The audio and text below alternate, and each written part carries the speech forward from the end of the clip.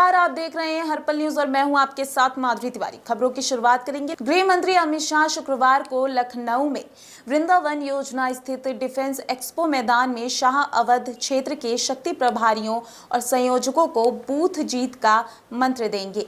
गृह मंत्री अमित शाह शुक्रवार को लखनऊ में विधानसभा चुनाव में भाजपा के चुनावी अभियान का आगाज करेंगे। वृंदावन योजना स्थित डिफेंस एक्सपो मैदान में शाह अवध क्षेत्र का शक्ति प्रभारियों और संयोजकों को बूथ जीत का मंत्र देंगे। साथ ही प्रदेश में भाजपा के 4 करोड़ सदस्य बनाने के लक्ष्य के साथ सदस्यता अभियान की शुरुआत करेंगे। कार्यक्रम में मुख्यमंत्री योगी आदित्यनाथ, चुनावी प्रभारी धर्मेंद्र प्रधान सहित चुनाव शहर प्रभारी और संगठन प्रभारी राधा मोहन सिंह मौजूद रहेंगे। इसके बाद शाह दोपहर 1 बजे इंदिरा गांधी प्रतिष्ठान में पार्टी के वरिष्ठ कार्यकर्ताओं की बैठक लेकर उन्हें विधानसभा चुनाव की जिम्मेदारी सौंपेंगे। बैठक में पार्टी के पूर्व विधायक और पूर्व सांसदों के साथ लोकसभा चुनाव 2019 में 80 लोकसभा क्षेत्र के प्रभारी और संयोजक रहे नेताओं को भी बुलाया गया है। शाह शाम को भाजपा प्रदेश मुख्यालय में चुनाव प्रभारी धर्मेंद्र प्रधान और 7 चुनाव सह प्रभारियों की बैठक में चुनावी रणनीति तय करेंगे। ललितपुर में खाद्य संकट के बीच 2 किसानों की जान जाने के बाद विपक्ष ने प्रदेश सरकार पर हमला शुरू कर दिया है। इसी बीच कांग्रेस महासचिव प्रियंका गांधी यहां मृतक किसानों के परिजनों से मिलने पहुंची हैं। सरकार नाकाम हो चुकी है। इसने किसानों को पूरी तरह नजरअंदाज किया है। यह सिर्फ इन 4 किसानों की बात नहीं है, बल्कि पूरे बुंदेलखंड की समस्या है। बोरियों में खाद की कम मात्रा भर कर दी जा रही है और कीमत भी बढ़ा दी गई है। आखिर किसान क्या करेंगे? किसानों के बहुत सारे मुद्दे हैं, लेकिन सरकार नहीं सुन रही। उन्हें पता है कि कई महीनों से किसान सड़कों पर हैं। उन्हें गाड़ी से रौंद दिया गया है। कांग्रेस ने ट्वीट कर कहा है कि यूपी सरकार की कुव्यवस्था से उपजी खाद की कमी के चलते लाइन में खड़े खड़े किसानों की मृत्यु हो गई थी। सभी किसानों ने खेती के लिए भारी भरकम कर्ज लिए थे और सरकार की नीतियों के चलते कर्ज के बोझ तले दबते जा रहे थे।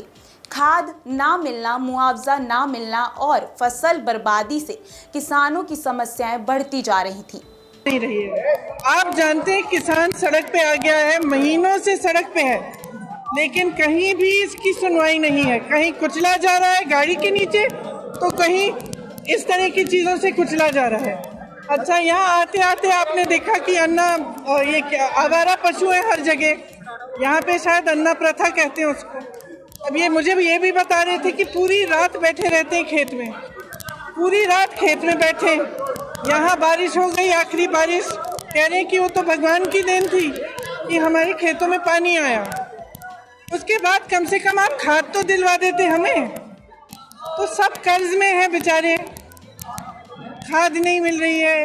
पानी आया खेत में, उन्होंने सोचा कि कम से कम कुछ उपज होगी, कुछ आगे बढ़ सकेंगे, वो भी नहीं हुआ क्योंकि खाद नहीं मिली। रात को गरीब नाम मार रहा जे आदमी क्या कर रहे हैं? मैं क्या बताऊं। खाद ले भी आई थी, खाद ले भी आए और खा लेंगे। अच्छे दिन होगा बिगाड़ पानी के। क्या कह रहे हैं भाई? सही कह रहे भैया, जो अन्न रखो, झूठ नहीं बोल रहा यार। कुछ नहीं है अबे पानी, तो मोसा पानी पी लाओ। कुछ नहीं खाया है भगवान का सब।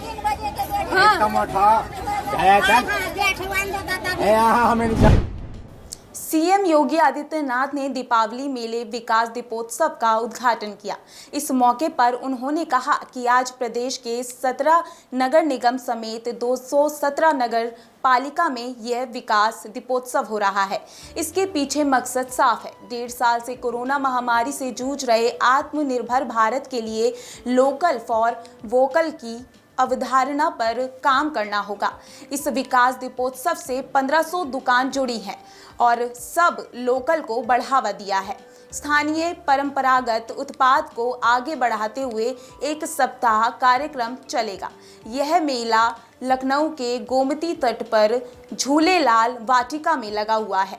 सीएम योगी ने कहा कि भारत नदी संस्कृति और देश का है। नमामि गंगे योजना नदी संस्कृति को बचाने के लिए काम किया गया है। सीएम ने कहा कि 8 लाख स्ट्रीट वेंडर को हम पीएम स्वनिधि योजना में बैंक से 10,000 तक का लोन दिलवा चुके हैं। प्रदेश में नगर निकाय का दायरा बढ़ा दिया गया है। 4.5 साल में 43 लाख परिवारों को आवास उपलब्ध करा चुके हैं। 2 करोड़ 61 लाख को एक शौचालय, 1 करोड़ 41 लाख परिवारों को फ्री बिजली कनेक्शन दिए गए हैं। 1 करोड़ 56 लाख परिवारों को पीएम उज्ज्वल योजना में मुफ्त गैस कनेक्शन, 6 करोड़ को आयुष्मान भारत योजना मिली है। सीएम ने कहा कि 3 नवंबर को हम अयोध्या में दीपोत्सव में 9 लाख दिए जलाएंगे। पहले की सरकारें अयोध्या जाने में डरती थी। कार्यक्रम में केंद्रीय मंत्री और यूपी चुनाव के प्रभारी धर्मेंद्र प्रधान ने कहा कि केंद्र में करीब 7.5 साल, उत्तर प्रदेश में 4.5 साल से करीब हितैषी सरकार है। विपक्षियों पर निशाना साधते हुए उन्होंने कहा कि लोग कहते हैं साइकिल से जाएंगे। समाजवाद के घड़ियाली आंसू बहाने वाले लोगों को इस मेले को देखना चाहिए, जो अमेठी से मुंह छुपाकर केरल पहुंचे, जो खुद पेंशन पर वो रहे पेंशन क्या देंगे। कल्याण के लिए, शांति विकास के लिए कानून की आवश्यकता होती है। आज डबल इंजन की सरकार चल रही है। मैं शिक्षा विभाग का मंत्री हूं, बताता हूं कि देश में यूपी की क्या भूमिका है। उन्होंने कहा कि देश में 26 करोड़ स्कूली बच्चे हैं, जिसमें 5 करोड़ यूपी में हैं। लोग आदर से कहते हैं कि हमें योगी दे दो। अरे हमें योगी जी को यूपी में रखना है। कार्यक्रम की शुरुआत सीएम ने सबसे पहले गोमती आरती से की। इससे Dharmendra Pradhan, deputy CM Keshav Maurya, doctor Dinesh Sharma, cabinet मंत्री ब्रिजेश पाठक, आशुतोष टंडन व अन्य मंत्री और महापौर संयुक्त भाटिया भी रहे। मेरठ की भगत सिंह मार्केट में गुरुवार को 2 पक्षों के बीच लाठी डंडे चले। इस दौरान दोनों पक्षों के लोग घायल हो गए। वहीं हमले की लाइव वीडियो सोशल मीडिया पर वायरल हो रही है। मेरठ में हापुड़ अड्डे के पास भगत सिंह मार्केट में गुरुवार को पैसे के लेन देन में 2 समुदाय के बीच खूनी संघर्ष हो गया। इस दौरान लाठी डंडे और सरिये से हमला किया गया। इस वायरल वीडियो में कुछ बच्चे भी सरिये से हमला करते हुए दिख रहे हैं। घटना के बाद यह तनाव बन गया और पुलिस के अनुसार कोतवाली के सराय बहली में रहने वाले पान के दुकानदार आफ्ताब से शिव कुमार ने 2 लाख रुपए ब्याज पर लिए थे। आफ्ताब शिव कुमार से रुपए लेने गया था, तभी दोनों में कहासुनी हो गई और शिव कुमार और आफ्ताब ने अपने पक्षों के लोगों को बुला लिया। कुछ देर बाद दोनों पक्षों के बीच लड़ाई हो गई और लाठी सरियों से दोनों पक्षों ने एक दूसरे पर हमला किया। इसकी लाइव वीडियो भी सोशल मीडिया पर वायरल हो रही है। मारपीट में आफ्ताब के भतीजे अरमान के सिर पर चोट आई है। अरमान के सिर पर डंडों से वार किया गया है। वहीं शिव कुमार को भी चोट आई है।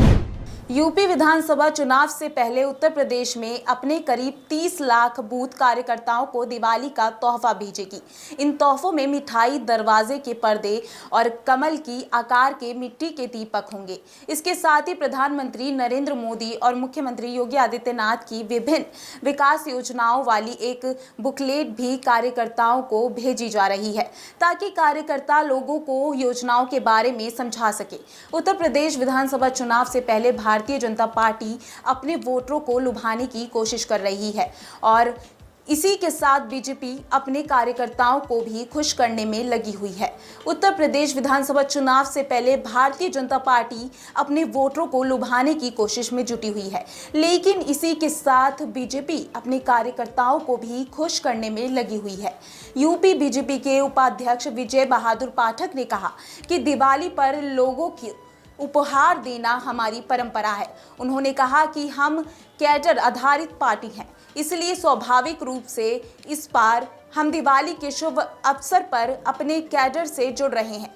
वहीं पार्टी नेताओं ने कहा कि प्रधानमंत्री नरेंद्र मोदी और मुख्यमंत्री योगी आदित्यनाथ की विभिन्न विकास योजनाओं वाली एक बुकलेट भी कार्यकर्ताओं को भेजी जा रही है, ताकि कार्यकर्ता लोगों को योजनाओं के बारे में समझा सके। बता दें कि भारतीय जनता पार्टी ने दिवाली के मौके पर अयोध्या में करीब 9 लाख मिट्टी के दिए जलाने का फैसला लिया है।